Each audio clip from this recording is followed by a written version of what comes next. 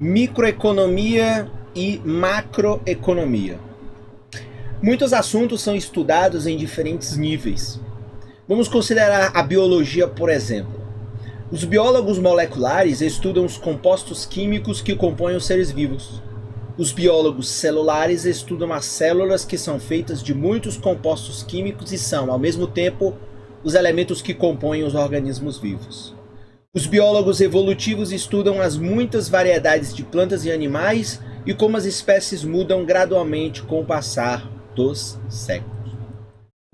A economia também é estudada em diversos níveis. Podemos estudar as decisões de famílias ou empresas tomadas individualmente, ou a interação entre famílias e empresas nos mercados de bens e serviços específicos, ou a operação da economia como um todo, que é a soma das atividades de todos os tomadores de decisões em todos os mercados. O campo da economia divide-se tradicionalmente em dois amplos subcampos. Então, esses são os dois maiores campos de estudos da economia, mas existem outras dezenas de campos que estudam a economia, que é a microeconomia e a macroeconomia. Então, a microeconomia é o estudo de como as famílias e empresas tomam decisões e como elas interagem em mercados específicos. E a macroeconomia é o estudo de fenômenos que englobam toda a economia. Um microeconomista pode estudar os efeitos do controle de aluguéis sobre os imóveis residenciais na cidade de Nova York, o impacto da competição estrangeira sobre a indústria automobilística dos Estados Unidos, ou os efeitos da frequência escolar obrigatória sobre os ganhos dos trabalhadores. Já um macroeconomista pode estudar os efeitos de empréstimos feitos pelo governo federal, as mudanças da taxa de desemprego ao longo do tempo, ou as políticas alternativas para promover a elevação do padrão de vida nacional.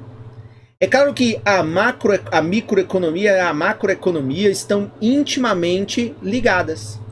Como as mudanças na economia como um todo resultam das decisões de milhões de pessoas, é impossível entender os desdobramentos macroeconômicos sem considerar as decisões microeconômicas a eles associadas. Então veja, é impossível entender os desdobramentos macroeconômicos sem considerar as decisões microeconômicas a eles associadas. Então, ainda que a economia tenha as suas subdivisões de estudo, muitos deles subdivisões por uma questão de metodologia, de didática, enfim, de necessidade de você ter desenhos científicos diferentes, mas na prática é preciso compreender que esses ramos eles interagem fortemente na realidade.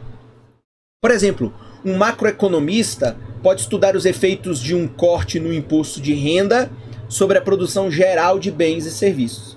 Então, para analisar essa questão, ele precisa levar em consideração de que maneira o corte de impostos afeta as decisões das famílias sobre quanto gastar em bens e serviços.